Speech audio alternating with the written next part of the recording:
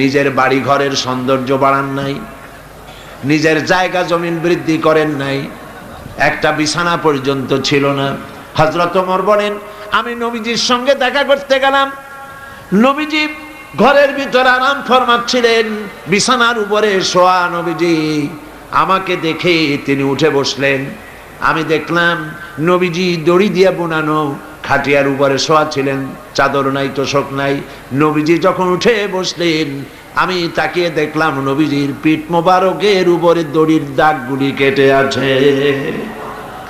আমি বললাম, ইয়া রাসূলুল্লাহ, এই পৃথিবী কাফের বেঈমানেরা কত শান্তি করলো, কত আরাম করলো, আর আপনার একটা বিছানা নাই, তোশক নাই। আপনি আমাকে অনুমতি দেন, একটা বিছানা বানায় দিই, একটা তোশক বানায় দিই। নবীজি বললেন, ওমর শোনো, এই পৃথিবীতে শান্তি করার জন্য আমি আসি নাই। আমি যদি বলি ওহদ পাহাড়টাকে যদি নির্দেশ করি, ওহদ পাহাড় আমার জন্য সোনায় পরিণত হয়ে যাবে। আমি পৃথিবীতে মানবতার মুক্তির জন্য এসেছি।